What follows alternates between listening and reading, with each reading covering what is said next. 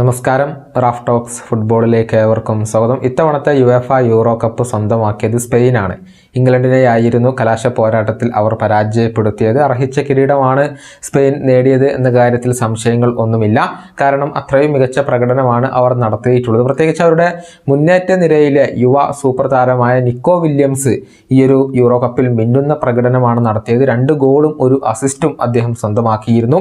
കലാശ പോരാട്ടത്തിൽ ഇംഗ്ലണ്ടിനെതിരെ ഗോൾ നേടാൻ നിക്കോ വില്യംസിന് സാധിച്ചിരുന്നു എന്നുള്ളതാണ്. താരത്തെ സ്വന്തമാക്കാൻ വേണ്ടിയുള്ള ശ്രമങ്ങൾ നേരത്തെ തന്നെ FC ബാഴ്സലോണ ആരംഭിച്ചിരുന്നു. നമുക്കറിയാം, മറ്റൊരു സ്പാനിഷ് ക്ലബ്ബായ അത്ലറ്റിക് ക്ലബിന് വേണ്ടിയാണ് അദ്ദേഹം കളിച്ചുകൊണ്ടിരിക്കുന്നത്. വലിയ ഒരു തുക തന്നെ അത്ലറ്റിക്കോ ബിൽബാവോ താരത്തിന് വേണ്ടി ആവശ്യപ്പെടും എന്ന കാര്യത്തിൽ സംശയങ്ങൾ ഒന്നുമില്ല. താരത്തെ സൈൻ ചെയ്യാനുള്ള ഒരു കപ്പാസിറ്റി FC ബാഴ്സലോണക്കുണ്ട് എന്നുള്ളത് നേരത്തെ തന്നെ അവരുടെ പരിശീലകനായ ജോയൻ ലാപ്പോർട്ട പറയുകയും ചെയ്തിരുന്നു. ഏതായാലും രസകരമായ ചില കാര്യങ്ങൾ ഇവിടെ സംഭവിച്ചിട്ടുണ്ട്. നിക്കോ വില്യംസിനെ സൈൻ ചെയ്യണം എന്ന് FC ബാഴ്സലോണ ആരാധകർ ആവശ്യപ്പെടാൻ തുടങ്ങിയിട്ട് ഏറെ കാലമായി. മാത്രമല്ല, ഇപ്പോൾ അവർ ബാഴ്സലോണക്ക് ഡൊണേഷൻ വരെ അഥവാ സംഭാവന വരെ പണമായി കൊണ്ട് നൽകി തുടങ്ങി എന്നുള്ളതാണ് യാഥാർത്ഥ്യം. ബാഴ്സലോണയുടെ ടിക്ടോക്ക് അക്കൗണ്ടിലാണ് ഇത് കാണാൻ സാധിക്കുക. അതായത് അതുവഴി പണം അയക്കാനുള്ള ഒരു ഓപ്ഷൻ ടിക്ടോക്കിൽ അവൈലബിൾ ആണ്. ഇതുവഴി ബാഴ്സയുടെ അക്കൗണ്ടിലേക്ക് ആരാധകർ പണം അയക്കുന്നുണ്ട്. അതിൻ്റെ ചിത്രങ്ങളൊക്കെ ഇപ്പോൾ പുറത്തേക്ക് വന്നിട്ടുണ്ട്.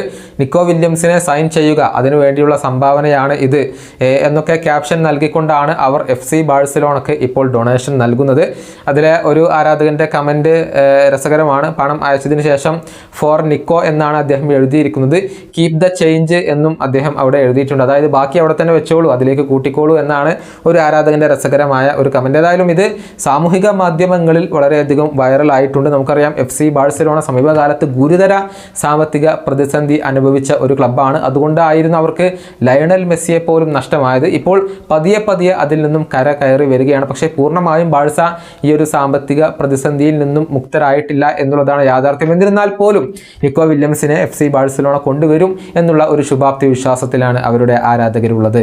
ഈ വീഡിയോയുടെ അവസാനിപ്പിക്കുന്നു. കാണാം.